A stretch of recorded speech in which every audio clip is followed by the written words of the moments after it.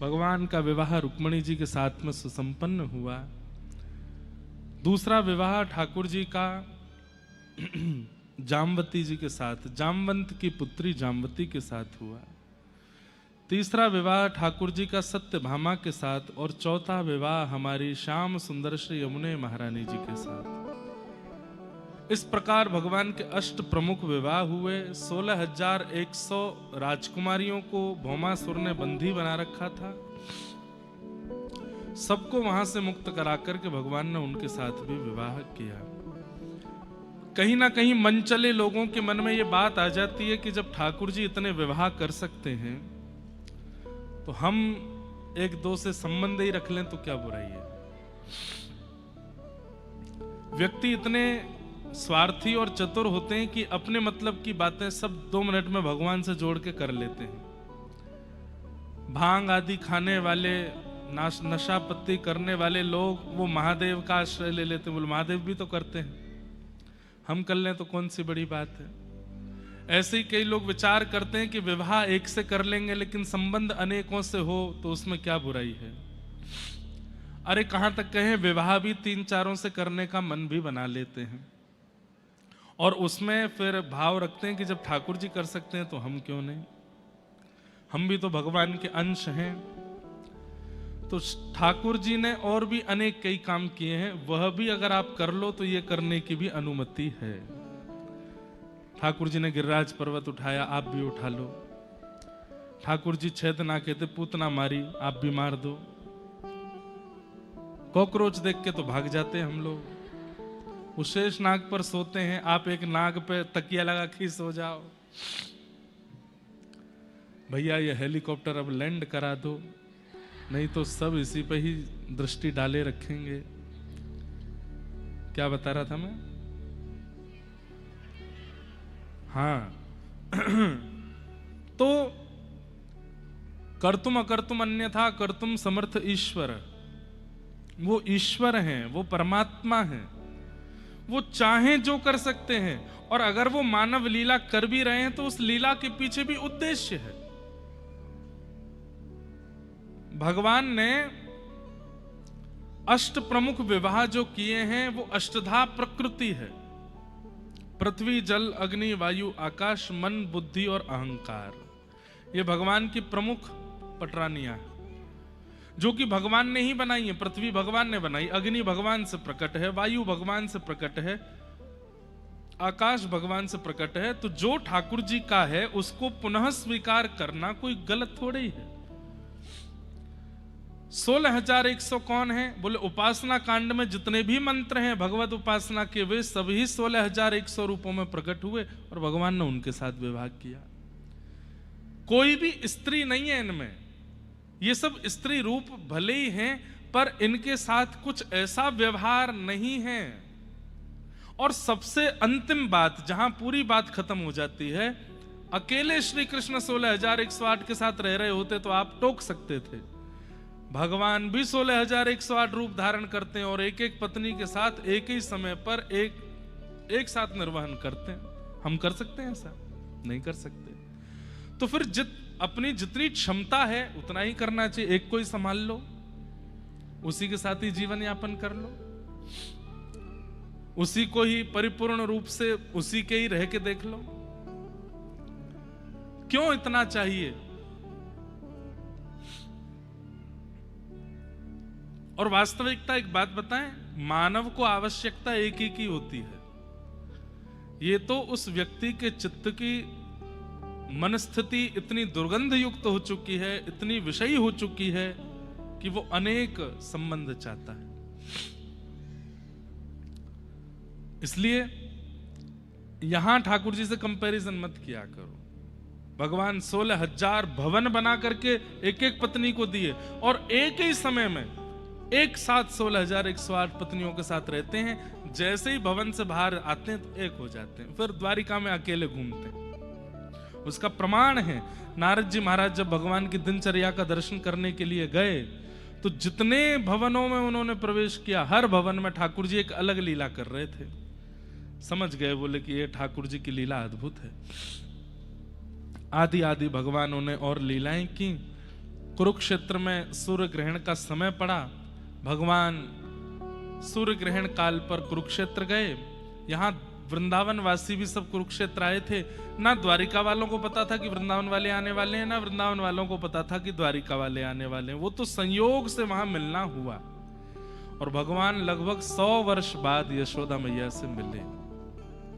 यशोदा मैया को देखते ही ठाकुर जी को भूल गए कि मैं द्वारिकाधीश हूं, 16,100 पत्नियां मेरी खड़ी हैं, एक एक पुत्र, 2-2 पुत्रियां खड़ी हैं, सब भूल गए ठाकुर जी। और तुरंत यशोदा मैया की गोद में लेट गए और लेट करके रोते हुए बोले, मैया मुझको बहुत जोर की भूख लगी है, दूध पिवाए थे। 100 वर्ष की अवस्था में ठाकुर जी बालक बन गए और यशोदा मैया के प्रति प्रेम उस समय द्वारिका के लोगों के सन्मुख स्पष्ट हो गया कि व्रजवासियों से जो ठाकुर जी का प्रेम है वो द्वारिका या हम लोगों से उतना नहीं हो पाएगा। ये तो अटूट प्रेम है ठाकुर जी का। भगवान के एक परम सखा हुए श्री सुदामा जी महाराज, एक ही गुरु के 2 शिष्य, एक द्वारिका सोने की नगरी के राजा और एक ऐसे घर में रहते हैं जहां वर्षा होने पर कमर कमर तक जल भर जाता है। क्या इसमें गुरु कृपा पर संशय होना चाहिए कि गुरु कृपा अद्भुत नहीं होती? ऐसा नहीं है, बात कुछ और है। भगवान श्री कृष्ण जब गुरुकुल में पढ़ते थे, एक दिन भृगु ऋषि का आगमन हुआ और वे भिक्षा याटन करते हुए जैसे सांदीपनी गुरुकुल पहुंचे तो गुरु माँ ने विचार किया कि घर अभी जो गुरुकुल में जो अन्न है ये सब बालकों के लिए है, महाराज जी के तो अनेक शिष्य हैं, कहीं भी मिल जाएगा। उन्होंने देने से इनकार तो नहीं किया बल्कि बहाना बनाया कि अभी गुरुकुल में कुछ देने को नहीं है, आप कहीं और से व्यवस्था कर लो। ऋषि जैसे ही वहां से गए तो मन में विचार करने लगे, इतने बड़े गुरुकुल में हमको देने के लिए कुछ नहीं था। नेत्र बंद करके दिव्य दृष्टि से देखा तो कुछ पोटली में चने रखे थे। आपने तुरंत हाथ में जल लिया और कहा, हे गुरु मां, जिन बच्चों के ममत्व में तुमने वो मुझे देने से मना कर दिया, मैं शाप देता हूं, जो खाएगा वो श्रीहीन हो जाएगा, उसके जीवन से लक्ष्मी चली जाएगी। वहीं एक झाड़ी के पीछे कुछ पुष्प तोड़ रहे थे श्री सुदामा जी महाराज।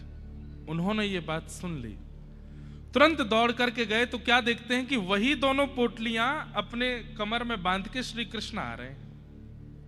और बीच रास्ते में सुदामा जी से बोले, चलो मित्र, गुरु माँ ने आज्ञा की है कि कुछ लकड़ी तोड़ करके लानी है, कुछ पुष्प लेकर के आने हैं, गुरु जी की समिधा लेके आनी है, यज्ञ के लिए वन में चलना है, और देखो चने भी दिए हैं, भूख लगे तो खा लेना दोनों। सुदामा जी बोले, अगर कृष्ण को पता चल गया कि ये शापित हैं तो ये मुझसे पहले खा जाएगा, और कहीं फेंक इनको सकते नहीं है, क्योंकि अंकुरित होकर के अगर कहीं और प्रकट हो गए, किसी और ने खा लिए तो वो श्रीहीन हो जाएंगे, कृष्ण को मैं खाने दूंगा नहीं। सुदामा जी बहाना बनाने लगे, लाला तू बड़ा लापरवाह है, सब चीज ने गेड़ दे, नीचे मोह दे, मैं लेके चलूंगा। और दोनों चने की पुटली अपनी कमर में बांध ली और बस योजना ढूंढने लगे कब अवसर मिले और ये चने मैं खा जाऊं। तभी एक वृक्ष था, श्री कृष्ण वृक्ष पर चढ़ने में थोड़े कमजोर हैं, जल्दी नहीं चढ़ पाते हैं, तो योग्य, पर सुदामा जी बहुत तीव्रता से चढ़ जाते हैं। सुदामा जी ने तुरंत एक लंबा वृक्ष देखा, दौड़ करके ऊपर चढ़ गए। वर्षा होने लगी, ठाकुर जी भी आए, बोले, अरे सुदामा, मैं हूं, आ रहा हूं ऊपर, ऊपर बैठ के चना खाएंगे। ठाकुर जी धीरे धीरे चढ़ रहे थे, ऊपर की ओर देखा तो सुदामा जी अपने पूरे मुंह में चने भर के बैठे, अपनी पोटली का भी खा गए, ठाकुर जी की पोटली का भी खा गए। ठाकुर जी बहुत नाराज हुए, बोले, तेने ऐसो काहे को कियो, तेरे अंदर ऐसी भावना आ गई कि तू मेरे बट के चना नहीं खाएगा। सुदामा जी ने हृदय से लगा लिया और नेत्रों से अश्रु प्रवाह करते हुए बोले, लाला तू सदा प्रसन्न रहियो, तू सदा खुश रहियो, तेरे ऊपर, तेरे परिवार के ऊपर जितनी आपत्ति विपत्ति संकट आने हो सब मुंह पे आ जाए, पर तू प्रसन्न रहियो। ठाकुर जी बोले, चल दूर हट, एक तो मेरे बट के चनान ने खाएगा, ऊपर ते आशीष दे रो मोए अच्छो बनवे के काजे। लेकिन वास्तविकता यह है कि श्री सुदामा जी महाराज वैसे ठाकुर जी श्रीहीन कभी नहीं होते, पर जब वे मानव लीला करने आते हैं तो जो मानवों के साथ होता है सबके साथ घटता है। ठाकुर जी श्रीहीन नहीं होने वाले होंगे, यदुवंशियों में कोई श्रीहीन होने वाला होगा। सबकी श्रीहीनता अपने ऊपर ले ली किसने? श्री सुदामा जी ने। और कहा लाला तू प्रसन्न रही। आज तक ठाकुर जी यही सोचते आए हैं कि सुदामा ने उस दिन मेरे बटके चना क्यों खाए, लेकिन वास्तव में घर में इतने छेद हैं कि वर्षा होती है तो पानी भर जाता है। वस्त्र ऐसे हैं कि जगह जगह से रफू हुए हैं, पता चल जाता है कि ये वस्त्र इनका नहीं है। घर में एक दिन भोजन बन जाता है तो प्रयास किया जाता है 3 दिन तक इसी को बचा के पाया जाए।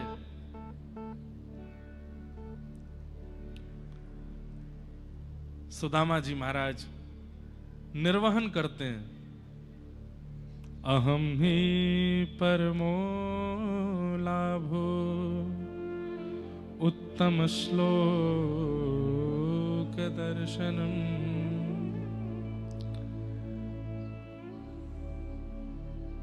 अपने घर पर रहते हैं, किसी से मांग जांच नहीं करते। पत्नी कहती है मैंने सुना आपके मित्र श्री कृष्ण हैं, सबको देते हैं, आप क्यों नहीं जाते उनके पास? सुदामा जी कहते हैं मित्र के घर, बेटी के घर कभी मांगने नहीं जाते, देने जाते हैं सदा। सुन लेना सारे मित्रजन, मित्र को सदैव दिया जाता है। और सामने वाले मित्र को क्या चाहिए कि एक मित्र दे रहा है तो वो उससे भी बढ़िया उसको देवे। ये मित्रता का स्वरूप होता है, मित्र से मांगा नहीं जाता। और मांग भी लिया गया हो तो वापस दुगना करके दिया जाता है, ये मित्रता का स्वरूप है। ऐसी बेटी के यहां भी सुदामा जी बोले मांगने कभी नहीं जाऊंगा मैं। सुशीला मन में विचार करने लगी ये तो कभी नहीं जाएंगे, पर मुझे तो घर देखना है, 3 दिन से बच्चे भूखे हैं। तब मन में विचार करती है अच्छा एक काम करो, मांगने मत जाओ, मिलने तो चले जाओ। वर्षों हो गए हैं, आप वृद्धावस्था में आ गए, हमने सुना है ठाकुर जी के भी 16,108 ब्याह हो गए, एक बार मिल तो आओ, उनको भी लगेगा कि चलो बचपन का मित्र, मैंने भले याद नहीं किया, खुद तो आ गया। सुदामा जी बोले देवी मेरा मन तो बहुत करता है, मेरी इच्छा तो बहुत होती है जाने की, पर मन में ये विचार होता है कि कहीं मेरे वस्त्र देख के, मेरी स्थिति देख करके, इधर देखो, मेरे वस्त्र देख करके, मेरी स्थिति देख करके, मेरी परिस्थिति देख करके कृष्ण को कहीं ये ना लगे कि मैं उससे कुछ मांगने गया। कई बार ऐसा होता है कि व्यक्ति तो स्वभाववश आया है, पर उसकी परिस्थिति देख के हमको दया आ जाती है कि इनको कुछ दे दो। सुदामा जी कहते हैं मैं तो कितना भी प्रयास कर लूं, नए कपड़े भी पहन जाऊंगा तो मेरे मुख से पता चल जाएगा कि मैं दीन हूं। और कृष्ण ने नहीं भी सोचा तो इतने सारे परिवार हैं यदुवंशी, उनमें से किसी ने सोच लिया तो, और किसी ने सोच करके मुझे कुछ देने का प्रयास किया, मैं तो भार के कारण वहीं प्राण त्याग दूंगा, मैं नहीं जाऊंगा। पत्नी बोली वो दिव्य दृष्टि रखते हैं, वो सब जानते हैं, आप बिल्कुल चिंता मत करो, आप तो जाओ। और सुदामा जी बोले ठीक है जाता हूं। सबसे कम रफू जिस धोती में है वो धोती निकाली, 2 ही तो धोती हैं उनके पास, एक में ज्यादा है एक में कम है, पहन करके निकल पड़े। पत्नी दौड़ी दौड़ी आई, बोले खाली हाथ नहीं जाते, कुछ लेके जाओ। जैसे ये प्रसाद रखा है ऐसी एक पोटली ला करके दे दी। पोटली देख करके भी सुदामा जी सोच रहे हैं कि देवी मेरे पास हृदय है ना देने को, प्रेम है ना देने को। पोटली की स्थिति देख के उसको पता चल जाएगा हमारे घर की स्थिति। बोले कुछ नहीं पता चलेगा, लेके जाओ, खाली हाथ नहीं जाते। निकल पड़े सुदामा जी। चलते चलते 7 दिन हो गए। एक रास्ते में व्यक्ति से पूछा भैया द्वारिका कितनी दूर है? उसने कहा कहां? बोले द्वारिका। द्वारिका? द्वारिका मुड़ने वाला रास्ता आप कम से कम 5 कोस पीछे छोड़ के आ गए हो, वापस जाइए। सुदामा जी वापस लौटे, पर वहां से द्वारिका के मार्ग में मुड़े, चलते चलते पैरों में छाले पड़ गए। सुदामा जी तो वहीं सो गए।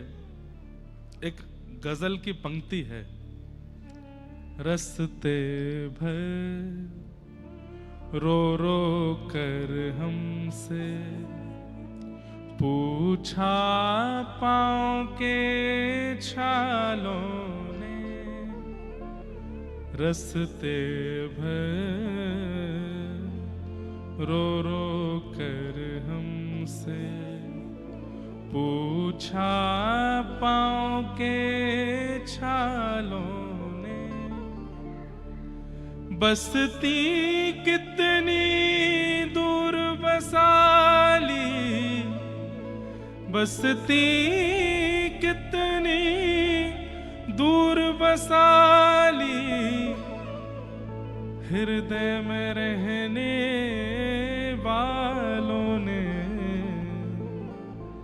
रस्ते भर रो रो कर हमसे पूछा पाँव के छालों ने। वैसे तो लाला तू हमारे हृदय में बसे भैया, तेरी द्वारिका बहुत दूर रह गई है। चलते चलते मुझे तो ऐसा लगा मेरे प्राण ही नहीं निकल जाए कहीं यहीं पे। कैसे आऊं रे नंद लाला, कैसे आऊं मदन गोपाला, तेरी गोकुल नगरी बड़ी दूर नगरी, दूर नगरी बड़ी दूर नगरी,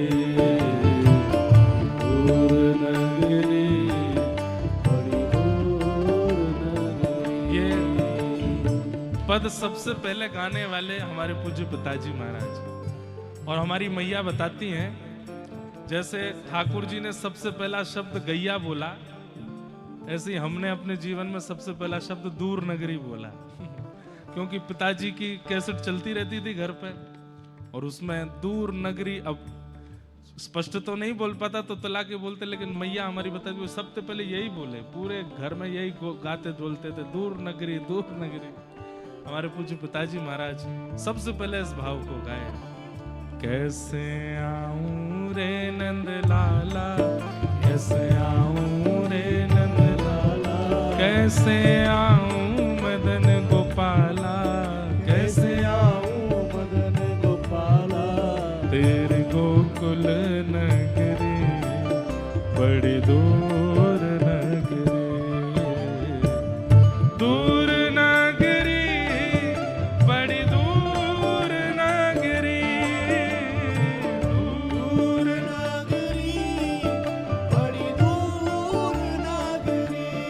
ओ रात को आऊं तो लाला डर मोहे लागे, रात को आऊं तो लाला डर मोहे लागे, रात को आऊं तो कान्हा डर मोहे लागे, रात को आऊं तो कान्हा डर मोहे लागे, और दिन को आऊं तो देखे सारी नगरी बड़ी दूर नगरी। दिन को आऊं तो देखे सारी नगरी बड़ी दूर नगरी, दूर नगरी बड़ी दूर नगरी, दूर नगरी बड़ी दूर नगरी। कैसे आऊं रे नंद लाला, कैसे आऊं रे नंद लाला, ओ कैसे आऊं मदन गोपाला, कैसे आऊं मदन गोपाला, तेरे गोकुल नगरी बड़ी दूर नगरी, दूर नगरी बड़ी दूर नगरी, दूर नगरी बड़ी दूर नगरी। ओ मीरा के प्रभु गिरधर नागर,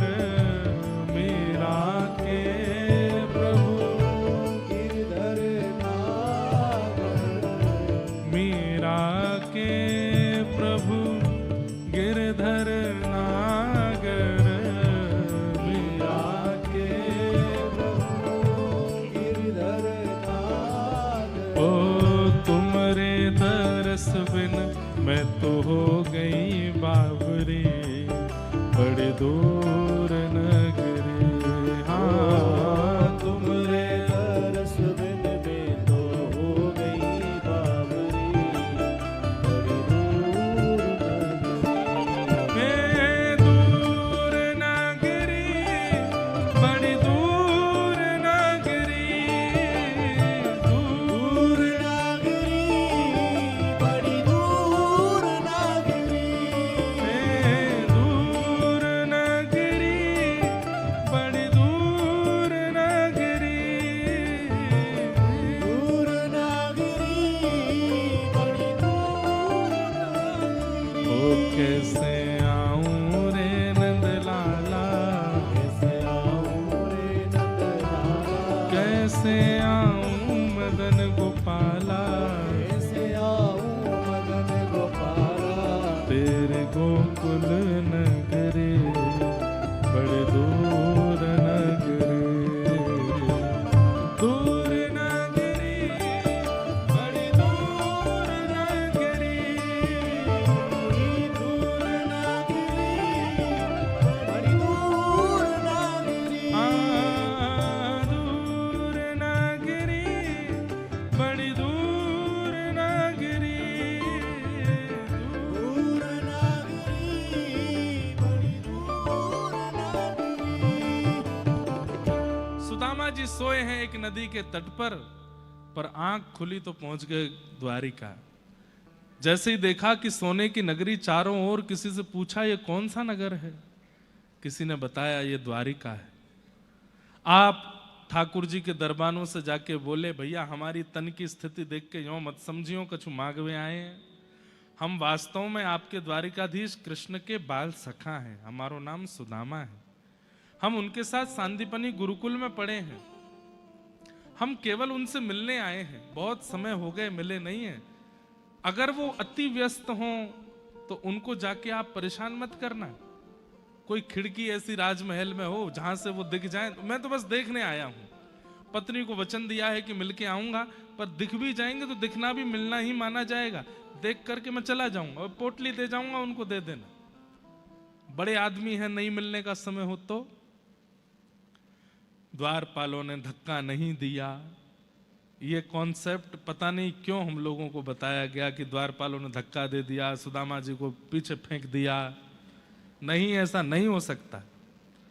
भगवान द्वारिकाधीश के द्वारपाल हैं, इतने शिक्षित भी नहीं है तो फिर काय बात के द्वारपाल। ठाकुर जी के समीप जाने पर व्यक्ति के अवगुण नष्ट होते हैं, और भगवान के द्वारपालों में ही अवगुण हैं, तो फिर इससे क्या संकेत मिलेगा हमको। सम्मान से बिठाया और कहा आप प्रतीक्षा करें, द्वारिकाधीश प्रभु अभी प्रसाद पा रहे हैं। और ये सब जो आप लाइन देख रहे हो, लंबी कतार, ये भारतवर्ष के सारे राजा हैं। सबसे मिलने का समय है, एक एक करके सबसे मिलेंगे। पर मैं बात करता हूं, अगर समय होगा तो मैं मिलवा दूंगा। बोले बिल्कुल निश्चिंत जाना, हमको कोई चिंता नहीं, हम तो बस देखने आए हैं, देख के चले जाएंगे। द्वारपालों ने भीतर जाके ठाकुर जी को बताया, भगवान इतने राजा खड़े हैं, इतने महाराजा खड़े हैं, इतने ये खड़े हैं, इतने वो खड़े हैं, सबके। ठाकुर जी भोजन पाते जा रहे हैं, सुनते जा रहे हैं। बोले अच्छा है, खड़े रखो, मिलेंगे।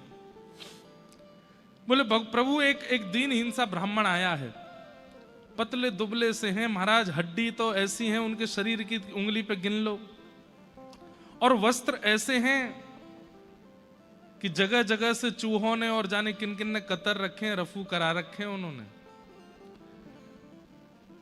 अपने आप को आपका बाल सखा बता रहे हैं।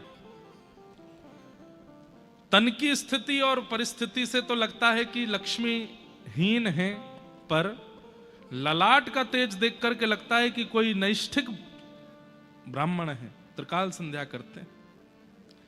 उनकी वाणी की गरिमा और वाणी में जो शब्दावली है, उससे पता चलता है कि वो शिक्षित हैं, पढ़े लिखे हैं।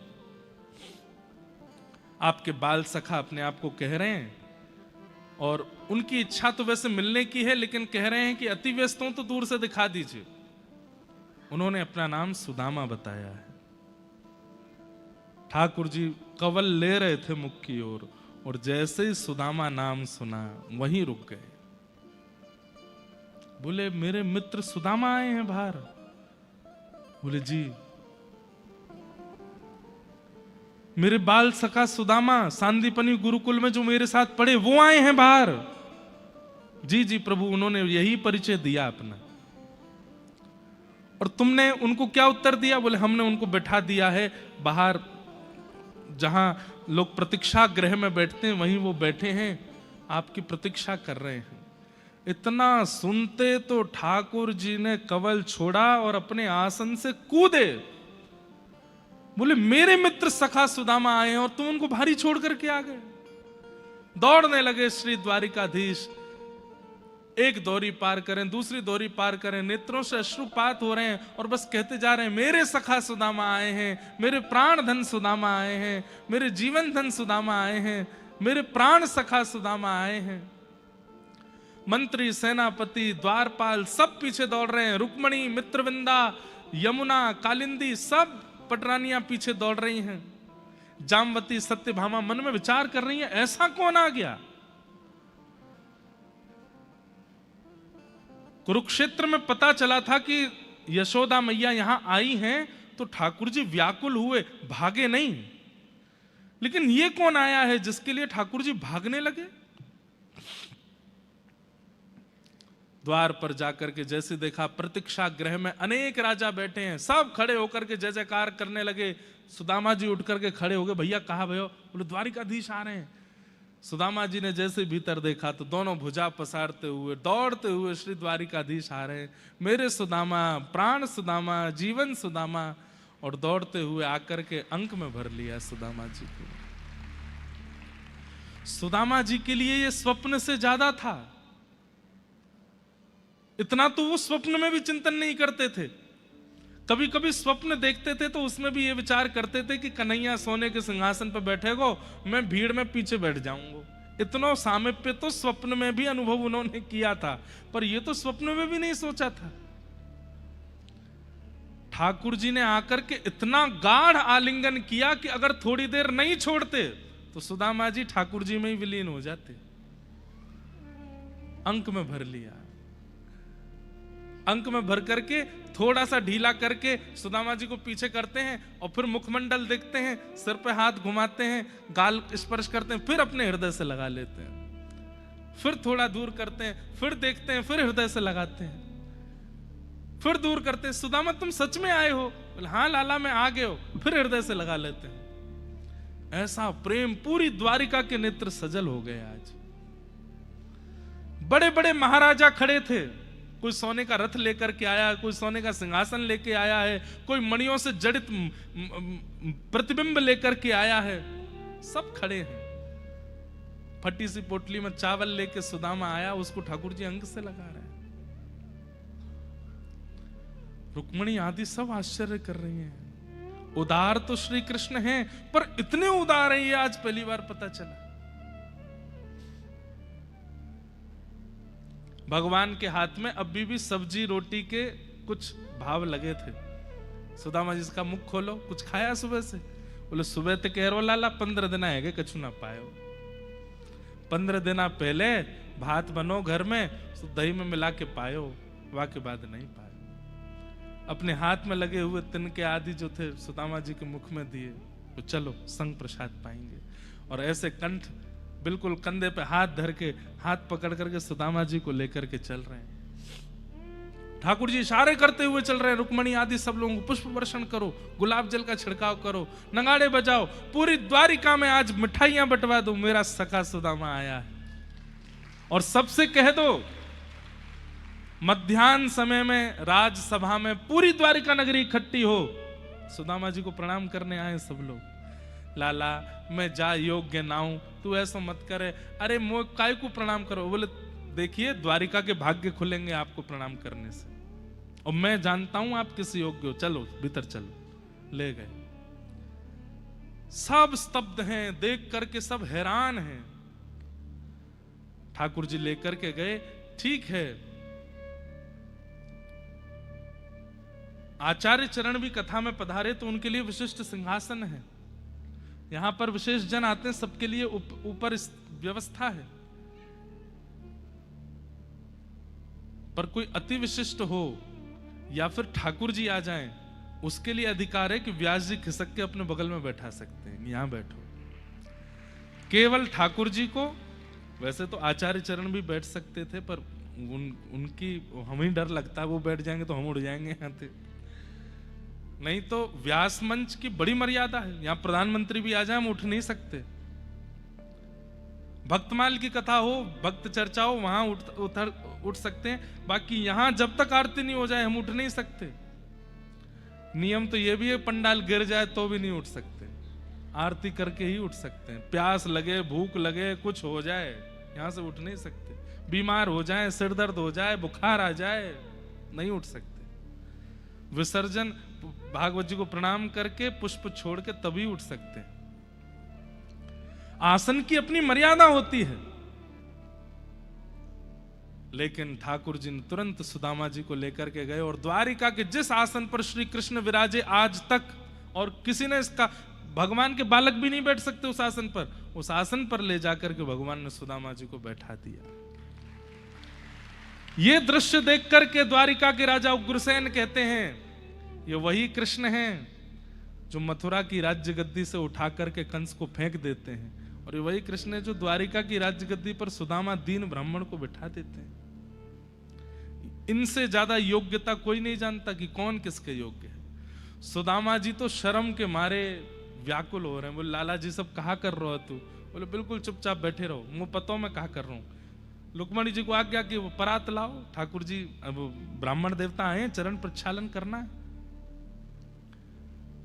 बंधुओं, हम लोग भूल गए हैं कि ब्राह्मणों का, संतों का, वैष्णवों का सत्कार घर में कैसे होना चाहिए। ठीक है, आपको अपनी तरफ से प्रस्तुत करना चाहिए, वो ना स्वीकार करे ये उनकी इच्छा। सबसे पहले घर आते ही उनके चरण धोइए, चरण धो करके, वो मना कर दें अगर कि नहीं धोने तो जिद मत कीजिए, व्यवस्था आप अपनी पूरी रखो। जैसे हम चरण नहीं धुलवाते, लेकिन कोई भी ब्राह्मण आपके घर आवे, कोई भी संत आवे, वैष्णव आवे, चरण धोइए। उसके थोड़े बिंदुओं को सब परिवारी जन छिटकिए। अरे कुछ भी नहीं है, ब्राह्मण तो हैं, कुछ भी नहीं है, एक विरक्त तो है, कुछ भी नहीं है, वैष्णव तो है, अरे कुछ भी नहीं है, तिलक लगा के ठाकुर जी का स्मरण तो कर रहे हैं, इसलिए पूजनीय है, वंदन करो।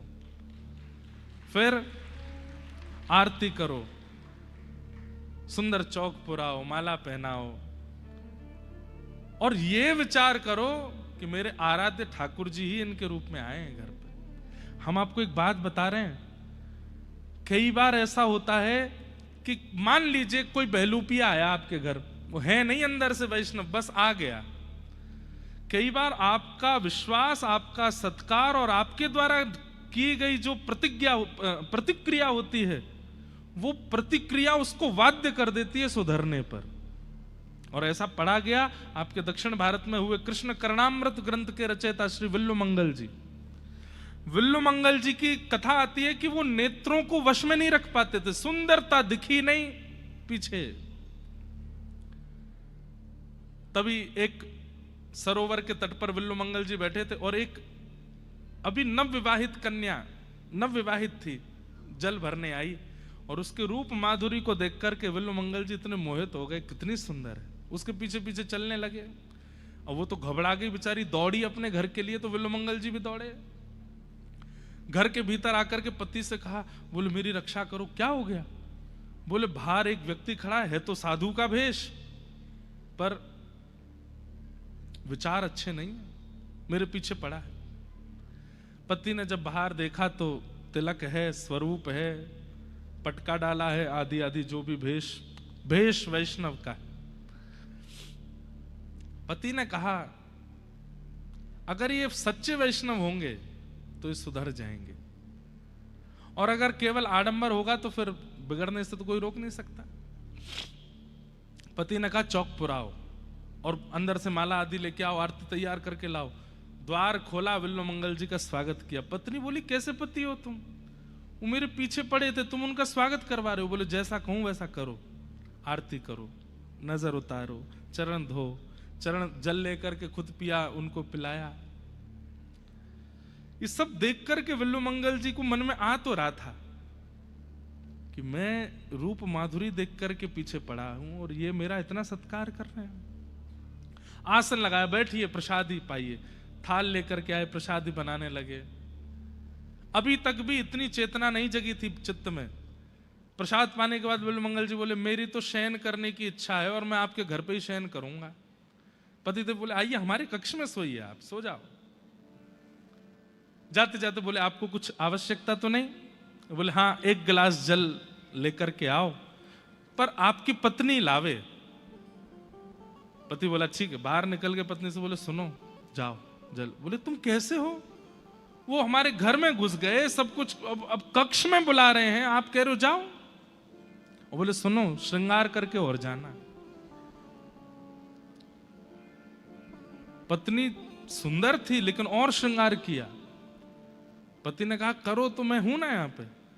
और जैसे ही भीतर जल लेकर के गई, बिल्व मंगल जी ने जैसे ही उसको देखा तो वो पहले से ही सुंदर, लेकिन और श्रृंगार करके आई तो और सुंदर लग रही थी। ये देख करके नेत्र बंद हो गए और मन में विचार करने लगे। मैं पीछे भागा, एक बार भी पलक नहीं झपकी, भोजन भी पा रहा हूं, कौन सी सब्जी खाई, दाल खाई, मुझे याद नहीं है। केवल इसकी रूप माधुरी को देखता रहा। इनके घर में आ गया, कक्ष में आ गया, अब भी मेरा व्यवहार नहीं बदला। और मैंने जल मंगाया तो ये और श्रृंगार करके मेरे सन्मुख आ गई। इतनी व्याकुलता, इतनी तत्परता, इतनी तड़फ और इतनी बेचैनी अगर श्री राघव से मिलने की होती तो आज राम जी भी ऐसा ही श्रृंगार करके मेरे सामने आते, मुझे दर्शन देते, कन्हैया मेरे सामने आ जाते। पर उसने जल का पात्र जब रखा, बोले, जल ले आई हूं, और कुछ आवश्यकता? और कुछ आवश्यकता तो नहीं है? इधर देखो। बिल्व मंगल जी बोले, एक आवश्यकता है। बोले, क्या? 2 कांटे लेके आओ। बोले, कांटे? बोले, हाँ, हमारी जरूरत है, कांटे लेके आओ। वो पत्नी बाहर गई, कांटे लेके आई। पति से बोली, वो कांटे मंगा रहे, बोले, ले जाओ। और वो कांटे लेकर के, दोनों कांटे हाथ में लेके अपनी दोनों आंखों को फोड़ लिया। बोले, इनके कारण ये विषय मेरे चित्त में आया, अब इनको नहीं रखना है। और उसी दिन से जिन नेत्रों ने उनके चित्त में विषय को प्रकट किया, उन्हीं नेत्रों को नष्ट करके बिल्व मंगल जी विचरण करने लगे। अस्ति स्वस्तरुणी कराग्र विगलत कल्प प्रसूना प्लुतम वस्तु प्रस्तुत वेणुनादल हरि निर्वाण निर्व्याकुलम स्रस्त स्रस्त निबद्धनि विविलसत गोपी सहस्त्राव्रतम हस्तन्यस्तन ताप वर्गम अखिलोदारम किशोराकृति। श्री कृष्ण माधुरी का वर्णन करने वाले पहले आचार्य चरण हुए श्री बिल्व मंगल जी। उन्होंने फिर ठाकुर जी की रूप गाए, ठाकुर जी का श्रृंगार गाया, ठाकुर जी की रूप माधुरी। तो आपका कई बार शुद्ध हृदय और शुद्ध व्यवहार सामने वाले को परिवर्तित कर देता है। इसलिए ब्राह्मण और आचार्य चरण घर पर आवे, खूब भाव से सत्कार करो। अगर वो उचित होंगे, श्रेष्ठ होंगे तो कृपा हो ही जाएगी। और अगर कहीं वो केवल बाना पहन के घूम रहे हैं, केवल लिफाफा के लिए घूम रहे हैं, केवल और किसी भावना से घूम रहे हैं, तो कहीं आपका आचरण और आपका जो विश्वास है वो उनको बदलने पर मजबूर कर देगा कि मैं इस योग्य नहीं हूं जितना ये कर रहे हैं, मुझे अब परिवर्तित होना चाहिए।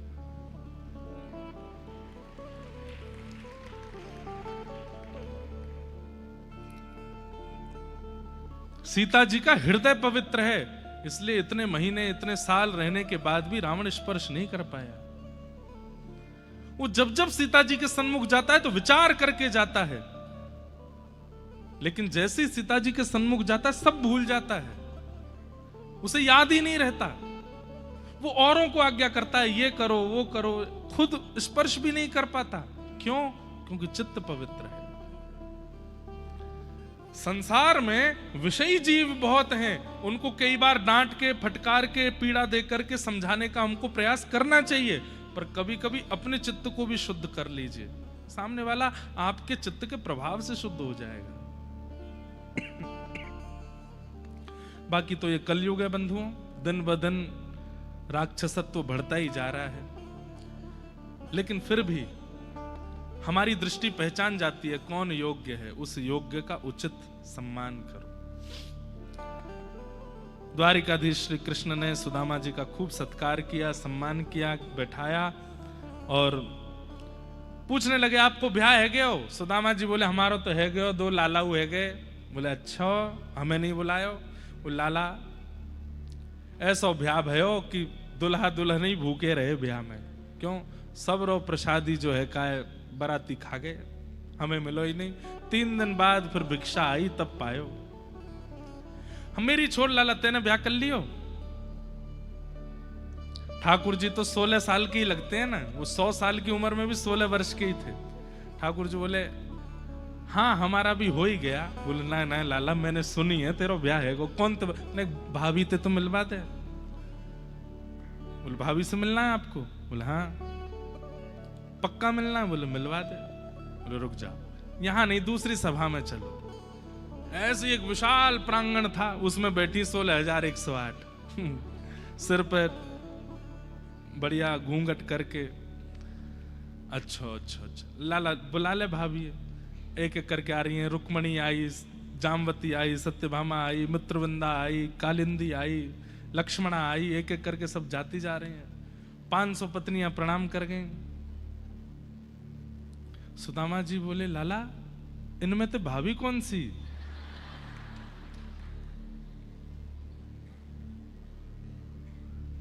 ये सब अपनी है? ठाकुर जी बोले हम बस सबरी अपनी है। बोले कितनी कर गई? बोले 500। 500? अभी कितनी और हैं? बोले 16,108। बोले लाला हमने तो एक ही कियो, बा में भी तो ना बुलायो तो तुम मुझे शिकायत कर रहे हो। इतने में तो एक में ही बुला ले तो। ठाकुर जी बोले 16,100 ब्याहों में तो मैं भी नहीं गया था, बिना मेरे ही ब्याह है गो। अरे लाला यहाँ तो पूरा समय निकल जाएगा अरे आशीर्वाद देते देते, एक दिन तो निकल ही चुका है। अब एक काम कर। बोले कहा पत्नी 16,108 है, पति तो तू अकेलो ही है? बोले हाँ पति मैं अकेला हूं। बोले तू प्रणाम कर, मैं तो आशीर्वाद दे दूंगा। और जैसे ही द्वारिकाधीश ने दंडवत किया है, सुदामा जी दोनों भुजा से आशीष दे रहे हैं। दौड़ करके सुदामा जी ने हृदय से लगाया, खूब आनंद हुआ, खूब उत्सव मने, सब सुख रहा। सुदामा जी लौट करके गए तो भगवान ने पूरी परिस्थिति बदल दी। बड़े बड़े महल खड़े हो गए। सुदामा जी ने अपनी पत्नी से कहा देवी अब तुम महलों में रहो, क्योंकि महलों में भजन नहीं हो सकता। मैंने एक दिन और कहा था अध्ययन और भजन ये व्यवस्थाओं में नहीं हो सकते। कोई बहुत व्यवस्थाओं में रहता है, बड़े बड़े घर बनाइए, लेकिन अपने भगवत आराधन का एक सामान्य स्थान, ठाकुर जी का मंदिर खूब भव्य बनाओ, पर जहां आपको बैठना हो वो स्थान बहुत सामान्य होना चाहिए। ठाकुर जी का सिंहासन ऊंचा, ठाकुर जी का सिंहासन विशेष, पर आप जिस पर बैठो वो अति सामान्य होना चाहिए, तभी भजन कर पाओगे। चांदी की चौकी, चांदी के सिंहासन, मखमली गद्दा, उस पर फिर रेशमी क्या बोलते हैं उसको माला झोली, और उसमें भी असली चंदन की माला, फिर ऐसे टेक वेक लगा करके तब जा करके माला जपने बैठे, सो और जाओगे, माला नहीं होगी। माला कैसे करनी है? पीछे कोई सपोर्ट ना हो, मेरुदंड सीधा हो सके तो कुशा का आसन हो, एक धोती पहन करके ऊपर ना पहन करके सीधे बैठिए, तब के भाव से भजन होता है। बहुत व्यवस्थाओं में भजन नहीं होता। सुदामा जी बोले देवी तुम रहो यहां, तो हम तो जा रहे हैं। तभी ठाकुर जी प्रकट हो गए। बोले सुदामा जी मेरे बिना अगर उपभोग में रहेंगे तो भजन नहीं बनेगा, लेकिन जिस घर में मैं प्रत्यक्ष विराजमान हूं उस घर में तो आनंद करते हुए भजन किया जा सकता है, इसलिए आप इसको स्वीकार करो, मैं रहूंगा आपके साथ यहां पर। और श्री सुदामा जी ने उसे स्वीकार किया। इस प्रकार भगवान की संपूर्ण लीला। आगे भगवान के यदुवंशियों को श्राप लगा, एक एक करके सब यदुवंशी नष्ट हो गए। दाऊ जी क्षीर सागर में प्रवेश कर गए। भगवान ज्ञान उपदेश करते हुए श्री उद्धव जी महाराज, मैत्र मुनि आदि को कहने लगे कि अब मैं अपने स्वधाम को प्रस्थान करूंगा। तभी उद्धव जी ने कहा कि नाथ आपके प्रस्थान पर ये पूरा प्रसंग जो अभी हम जल्दी सुना रहे हैं, यही प्रसंग हम 10 अक्टूबर से पूरा सुनाएंगे बद्रीनाथ में, क्योंकि मैं जितनी बार मैंने बद्रीनाथ में कथा की है यही प्रसंग कहा है। इसे उद्धव कृष्ण संवाद कहते हैं, अति सुंदर। इसी के अंतर्गत नवयोगेश्वर संवाद आता है। मतलब किसी व्यक्ति को अगर भक्ति पथ पर ज्ञान की आवश्यकता हो तो इस प्रसंग को जरूर सुने, इतना अद्भुत है। भगवान ने संपूर्ण उपदेश दिया। तत्पश्चात उद्धव जी महाराज ने प्रार्थना की, नाथ आप चले जाएंगे तो हम किसके सहारे रहेंगे। जैसे स्वामी जी बता रहे थे, रामानुजाचार्य जी से सबने पूछा कि आपके बाद हम कैसे रहें। तब आचार्य चरण ने 4 उपदेश किए। उसमें पहला उपदेश क्या था? श्री भाष्य का पाठ करो। किसी ने कहा हम श्री भाष्य नहीं पढ़ पाएंगे, तो फिर आचार्य चरण ने दूसरी बात कही, लोक भक्तों की जो गाथाएं हैं उनको पढ़ो। जैसे मीरा जी का चरित्र है, तुकाराम जी का चरित्र है, गोस्वामी तुलसीदास जी का चरित्र है, भक्तमाल जी का चरित्र है, इनको पढ़ो। बोले इतनी भी योग्यता नहीं हो तो क्या करें? तो तीसरा कारण क्या बताया? तीर्थों में निवास करो, वृंदावन, गोकुल, बरसाना, श्रीरंगम आदि कहीं पर जाके निवास करो, उससे उद्धार होगा। और अगर कोई इतना भी नहीं कर पाए तो क्या करें? बोले भागवतों का संग करो। भागवत किसको कहते हैं? ठाकुर जी के जो हैं उनको भागवत कहते हैं। उनकी सन्निधि ले लो, उनकी सेवा करो, उनका संग करो, उससे उद्धार हो जाएगा, उससे कल्याण हो जाएगा। ठीक वैसे ही ठाकुर जी से जब उद्धव जी ने कहा कि नाथ आप चले जाएंगे तो हम कैसे रहें, तब ठाकुर जी बोले मेरी ओर देखो। देखने लगे, देखते ही देखते ठाकुर जी एक दिव्य ज्योति में परिवर्तित हो गए। 7 बार आकाश में भ्रमण किए और 7 बार भ्रमण करते हुए तिरोधाय प्रविष्टोयम श्रीमद् भागवतार्णवम, वही ज्योति श्रीमद् भागवत के रूप में विराजमान हुई। आप कहेंगे भागवत की रचना तो बाद में हुई, पहले कहां से विराजमान हो गए? चतुश्लोकी भागवत, 4 श्लोकी भागवत पहले ही प्रकट कर चुके हैं ठाकुर जी ब्रह्मा जी को। उसी चतुश्लोकी भागवत में श्री ठाकुर जी विराजमान हुए। फिर उन्हीं चतुश्लोकी का विस्तार वेद व्यास जी ने 18,000 श्लोकों में परिवर्तित किया। इस प्रकार श्रीमद् भागवत जी कौन है? साक्षात श्री कृष्ण है। इनका श्रवण, इनका दर्शन, इनका संस्पर्श, ये श्री कृष्ण का दर्शन, श्रवण और संस्पर्श के समान है। भगवान ने उद्धव जी को कहा तुम बद्रीनाथ में जाके मेरा भजन करो, और उद्धव जी आज भी बद्रीनाथ में विराजमान हैं। बड़े बड़े भजनानंदियों को आज भी दर्शन होता है। अर्जुन को भगवान ने कहा तुम मेरी अष्टपटरानियों को लेकर वृंदावन किशोरी जी के पास चले जाओ। अर्जुन जाने लगे, पर बीच रास्ते में ही ठाकुर जी बेलिया का रूप बना करके आए और सबका हरण करके ले गए, अर्जुन को यह बताने के लिए कि मेरे बिना तेरा गांडीव धनुष भी किसी काम का नहीं है। अर्जुन चाह करके भी रक्षा नहीं कर पाए, सबको ले गए। यहां अर्जुन लौट करके हस्तिनापुर आए, आकर के सबको बताया कि भगवान श्री कृष्ण लीला पूरी करके चले गए हैं। ये सुनते ही कुंती ने उसी समय प्राण त्याग दिए और पांडवों ने स्वर्गारोहण किया, स्वर्ग को चले गए। परीक्षित को राज्य गद्दी पर बिठा गए। परीक्षित राजा के 7 दिन में मरने का श्राप लगा, आज 7वां दिन है। शुकाचार्य जी महाराज परीक्षित से कहते हैं, परीक्षित तुमने संपूर्ण कथा सुन ली है, अब बताओ अब क्या होगा? त्वम तु राजन मरिष्येति पशु बुद्धिम इमाम जही। मैं मरूंगा, ये पशु बुद्धि मेरी नष्ट हो चुकी है, मैं नहीं मरूंगा। मैं तो एक नित्य मुक्त शुद्ध आत्मा हूं जो कथा सुनकर के अपने देह से विलग हो चुका हूं। अब ये देह मरेगा, मैं तो भगवत प्राप्ति करूंगा, ठाकुर जी के धाम को जाऊंगा।